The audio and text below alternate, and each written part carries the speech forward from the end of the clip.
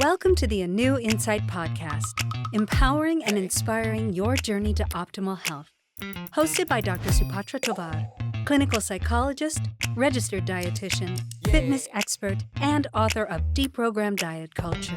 Rethink your relationship with food, heal your mind, and live a diet-free life.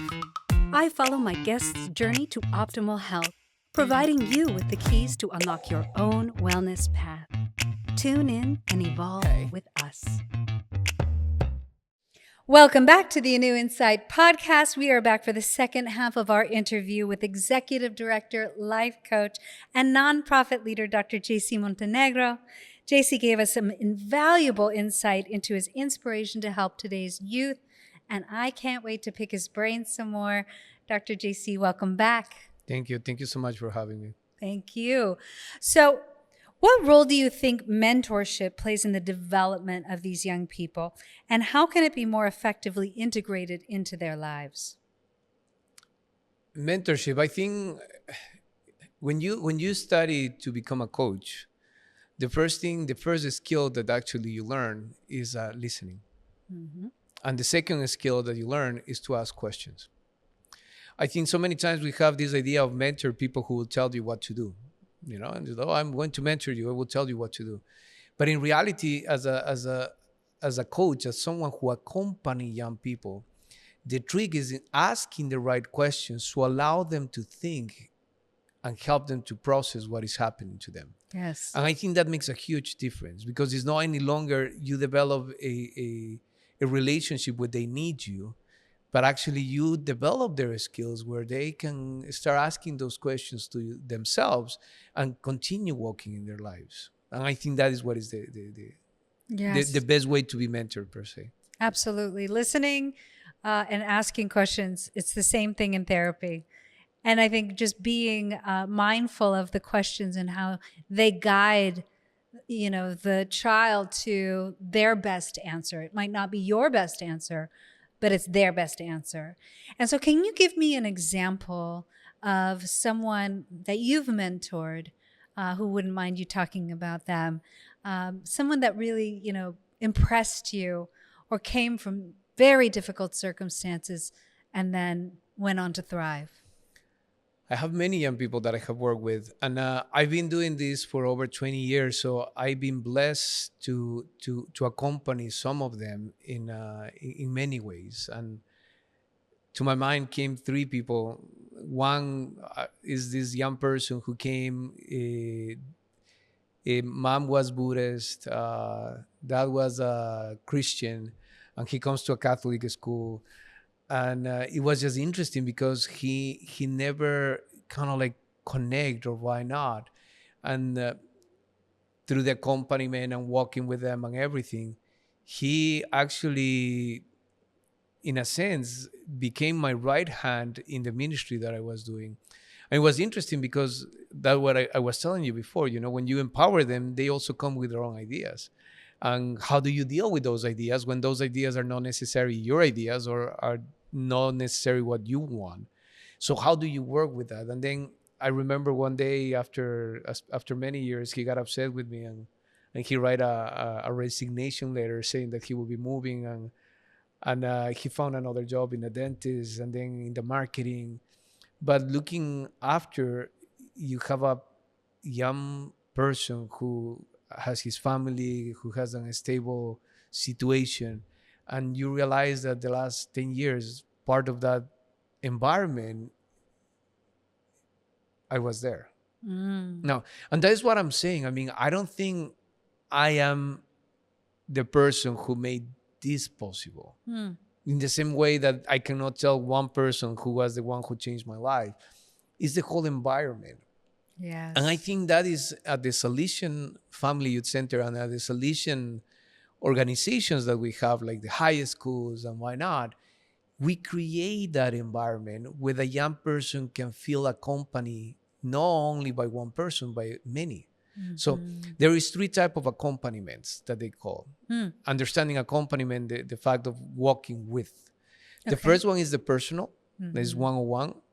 The second one is the group accompaniment, Like the 12 steps, the AA and all of them, they have a group accompaniment. And the third one that I think is the most important that not many people understand is the environmental accompaniment. Meaning you create an environment where they feel welcomed, where they feel that they walk. I had another young lady, when I came, I didn't speak any English. So she spoke in English and Spanish because they're from Mexico, but she used to play football with me. And no one would like to play with her because, she was the youngest. So she would play in my side. But nowadays, then she went to the missions. So she went and served for 1 year in Tijuana. And then when she came, she started working in another church. And then she came and worked with me. And now she's helping me as a board member of the organization that we have. And she has 4 children.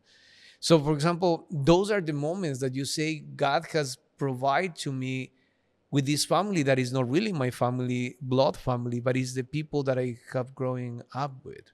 Wow. And I am so amazed that they have allowed me to be part of their lives as they are part of my life. Yes. And as this, I can tell you a lot of things. I can also tell you young people that when they are there, we connect, but then when they leave, we don't see each other anymore. Wow. So that can also happen. So it's not like, for example, right now in our program, I have, for this year, I will have around 250 teenagers that we will be working with. There will be teenagers that were super connected, and then once the program is over, I will never see them again. Sad. No, but that is part of life. It so is. It's an interesting, because I think the work that we do, I will say, is probably the most difficult works that you have, because when you are doing something for someone, you get the instant gratification. So, for example, after this podcast, you put it over there, people will look at it and people will be happy, and it's like instant satisfaction for you. They say, okay, we did it. But when you work with young people at that age, you don't see the fruits of what you have said many years later. Right. Like the other day, I had someone who works now works for the forest. He's a police forest or something like that.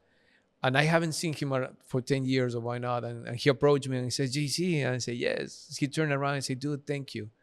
Do you remember the day that we talked 15 years ago and you told me that I will be fine, that I need to be at peace? Wow. You have no idea how much that helped. But you see, I haven't seen the kid. Well, yeah, it's not a kid anymore, but I haven't seen him for 15 years. And then suddenly one day someone comes. So you just never know the difference that you're making unless they do tell you. But I think just relying on faith that what you're doing is valuable can help with that, kind of gap in communication.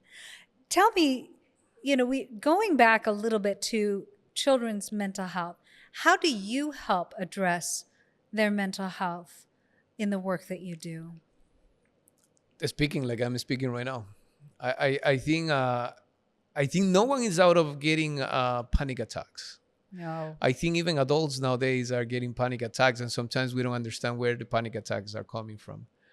I've been blessed to have one panic attack in my dreams. I have this nightmare, and in the middle of the night, I woke up and I was sweating and I didn't know what to do. And I think that moment I realized that it's real, because for so many of us Latinos, anxiety and those type of things, they don't exist. So you shouldn't be affected by it. But being able to understand what it is basically, I'm educating myself on how to deal with the process. Like last year in our summer program, we have like 4 or 5 kids who were having panic attacks. So how do you walk with them, and you need to learn how to walk with them. And it's interesting because you grab their hands and their hands are sweating and cold, and they, and then you realize that your body is reacting to something that is creating this reality. So yes. What is a panic attack? A panic attack to me, and I read this in some place, and I'm really bad with names, so I don't know who do I give the credit to. But panic attack is the moment that anxiety meets with fear. So the moment that your anxiety, that you have been thinking that you're anxious, meets with fear, connects, and it's panic attack. So different techniques, and I teach the young people techniques on how to ground themselves and Good. those type of things. So it's an interesting topic that we learn as we go, but it's not like we are experts or not. I mean, we just throw ourselves when we need to swim, and you just swim in the way you Absolutely. can. And you know, you learn so much as a psychologist. That's me. But I think the takeaway for most people in therapy, they've done like all these studies on what's the best intervention, what's the best theory to use with people. None of it matters. What matters is the relationship between the client and the therapist, or like you and the child. As long as you're there for them, especially in a moment of fear plus anxiety, that alone can be healing. That alone can be therapeutic. And what you're teaching them, you know, along with that, is what they can take away with them. But I think for anyone out there that works with youth or just people in general, I think it's so important to know that your presence and how you listen and how you care for them can be the most therapeutic thing of all. You don't have to tell them what to do.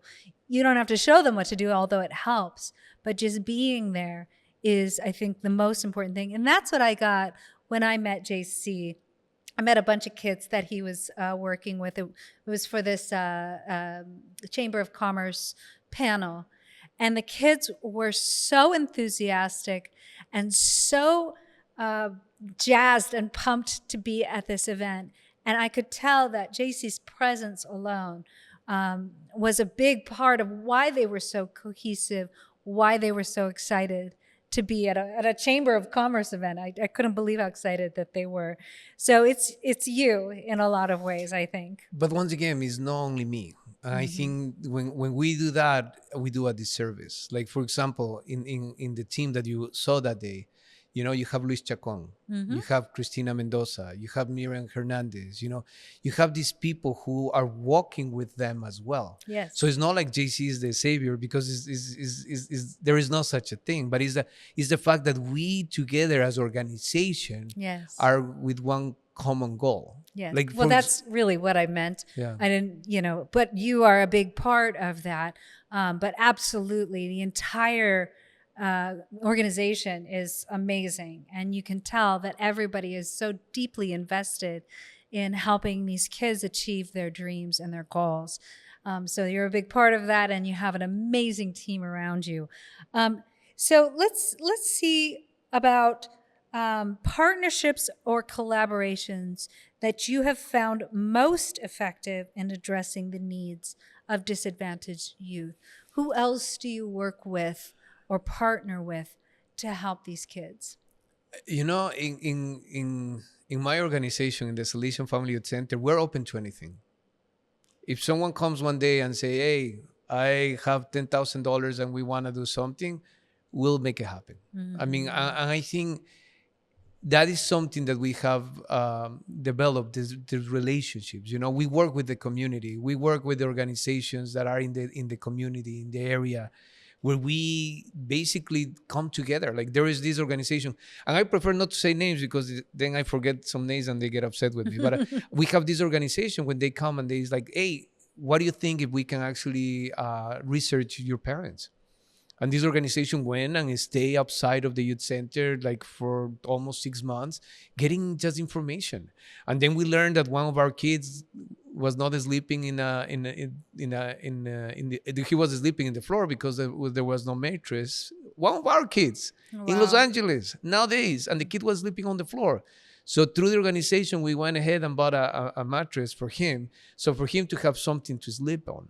Wow. I mean, this is the reality that we live in Los Angeles that we don't realize. Yeah. Like the other day with Luis, we have another organization in Skid Road, and I am challenged to do something more than the common. You know, it's easier to put a bag of food and go and give it to the homeless in Skid Row per se. So it's like, let's go and play with the kids. You know, and believe it or not, in Skid Row, there are children who are homeless. Yes. So we went over there and we start playing. There was a person that I'm so grateful, he donated to us Legos. And he donated to us a huge amount of Legos. Wow. Well, we were with those Legos playing with the children in the skid row with the homeless children. But this is the reality that sometimes we are in this area that we don't see more than what is in our eyes.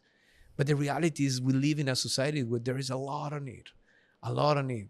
And the question that I have to be, and that is part of my outbringing and my faith, is how can we do more? How can we help those who are really in need? And that is what we try all the time. That's our question, actually. Yes. And what are your ideas so far? I mean, homelessness is a huge problem in Los Angeles, and it is. There are a lot of children who are homeless. What are some ideas to help them be bridged to homes or to getting better help? Sadly, we are not in that business per se to build, because we will need way more money. So what we do is we bridge. Yes. So if we know someone who's having this situation, we know some organizations who are amazing and they will help them. So what we do is we bridge. In our main purpose is, number one, is to educate the young people who go with us to play in the streets, to give food and all that stuff, but also to those kids who are there to feel that someone cares. And it's amazing. I mean, I have a couple videos in my Instagram when kids will come and just like, God bless you, and just moves the whole thing. We are just, as I said, our business, if you want to call it, is educate young people for them to understand their full potential. So if we need to present this reality with them with the homelessness, we go, but we don't go and give them food. We ask them, what did you learn from this? What is the difference between them and us? Yes. How do you think they ended up over there? Yes. So the reflection process is what they are helping them to say, okay, they need to be good in school. I need to go to college, or I need to have a trade that it will help me. How can I become a best version of myself? And that is what we try to do in every interaction with the young people. Oh, I love that. I love that. And I'm sure that that's extremely inspiring for them. Now, if you had a chance to influence policy on a national scale, what would be your top 3 priorities for supporting disadvantaged youth? I think at this point, more young people need to be called to be at the table where the discussions are happening. I think sometimes in our reality, there is no young people in those areas. People who are making decisions normally are people who are adult, experienced, and whatnot. But there is a huge disconnection between who they are and what we live with what they are living. To give you an example, I consider myself being versed in social media. Sometimes I do not understand the way how they communicate. Oh, no. It's a whole other language. I don't know if you saw, just a little side note, the show Adolescence. Yes. Oh, my gosh. Is that what you're talking about? That is part of it. It's insane. That is part of it, yeah. So I think we need to bring the young people to the table. And to be able to bring the young people to the table, we need to have intergenerational dialogue. And I don't think we are willing or able to understand what means intergenerational dialogue until we actually experience it. Yes. And that is what I'm saying. Sometimes we are so polarized that we don't allow the other people who think differently than us in the same table. No. When the reality should be, if some people who are in this table don't think like me, God bless them. Thank you, because they will help me and challenge me to see things in a different way. Yes. And that's one of the things that I try to do in the meetings. For example, you were mentioning Red America Social Salesiana, which is one of the organizations that we have that works with unprivileged children in the whole America. So we have orphanages, we have food, you mean it, in the whole America, the solutions. But one of the questions over there, I am in the board, or I was in the board at that time, that I will bring these type of questions that will make people uncomfortable. I think we don't like to be uncomfortable. Nope. So if you're asking me what will I do to change policies, I will say that's number one, is bring them to the table. And once you bring them to the table, the whole range of people, we can start talking about what can we do differently. Right. So, and do you think, in terms of policy, what do you think that the kids that you're working with need the most? one of the things that is really interesting is education is super expensive. Yes. You want to send kids to university, and if you don't know how to manage that, you will end up with $200,000-$300,000 in debt Right. even before you start. Right. So I think we need to do some type of reform in education. I think we need to do some type of reform in being able to communicate. How can we stop being polarized? Yes. How can we bring at the table and sit down and talk about it? Right. How can we be able to do those type of things that will help all of us as a community? Yes. So I think those are the things that will help us out to be in a better situation. But for that, we need to be intentional about bringing it to the table. Right. So funding for education, I think, is universal. I think it's definitely in peril right now, for sure. So that would be my number one option for people at this point. But tell me, as far as your work, what is the next project down the line? What are you really looking forward to in terms of working with these kids? I think for us as an organization is to continue serving them, to have quality programs. But at the same time, if the opportunity arises and we're able to have funds and money on people who will come and say, here, we'll support you, which, by the way, I'm really grateful with the ones who are supporting us now. But it would be nice, for example, to start opening a different youth centers. Oh, wow. Open a different youth center in a different location, finding some type of really need where we can do something about it and help the kids. I think that is what we're called to be, to help the ones who are in most need. Yes. And I think you were at least a few different conferences in the recent past. Was that right? I think I saw that on LinkedIn. I've been giving conference all over the place. Yes. So I know that is part of what we do as well. So we go and we talk about who we are, what we do, motivational speaking, how do we help young people, even with the young people themselves, how do we find your inner self, I mean, who you are. So those type of talks we actually go around. And leadership, which is amazing. Many young people now, when they hear leadership, they're afraid of it. They don't want to be much involved, but that's what we need to be involved if we want to make the difference. Do you have any conferences coming up that you're speaking at? I have couple coming up where I will be speaking about these specific topics. I have another meeting in Rome in May, the beginning of June. And in this meeting in Rome, we're actually, it's wrong not because it's the Vatican, because the Salesians have the main house over there. And we'll be talking about volunteerism and how we can promote and keep providing opportunities of volunteerism to young people. Wow. Because in reality, the way how you can experience life is by exposing yourself to those realities. And then you see really what it means, and that transforms you and change. Actually, my doctorate degree was based on that in volunteerism and how it changed the life of people. Oh, how exciting. Well, tell everyone how they might be able to contact you, say if they want you to speak for them, or if they want their kids to get involved with you. How do they find you? Well, we have the Salesian Family Youth Center website where you can see. You can also follow us in LinkedIn. I have social media like Instagram or Facebook as well. So that would be the best way to find me. We are creating this website, is jcmontenegro.me. Okay. But that is the part that we are working on. It's helping to empower young people to become the best that they can be. Okay. And what's the social media handles? That's an interesting. It's Kawarim. And Kawarim is the nickname that I got when I was 18 years old in the middle of the jungle. So when I went over there, native people are really short. And there was a family of natives whose name is Kawarim, and they are tall. So they put me that as a nickname. And since 1994, I got that nickname and I put it in everything. So Kawarim is Kawarim. Okay, we're going to put that in the show notes, everybody, especially if you do want to get a hold of Dr. JC to work with him, to have him speak with you.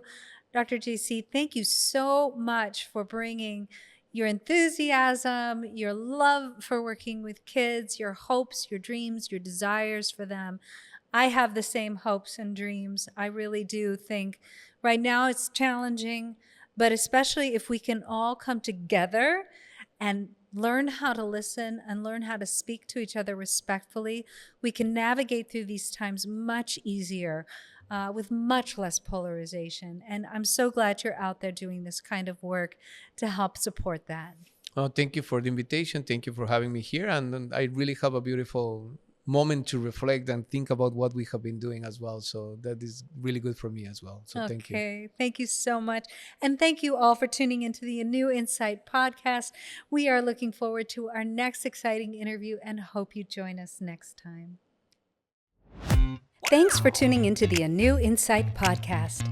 Please remember, the contents shared on this podcast is for entertainment purposes only and does not constitute medical advice.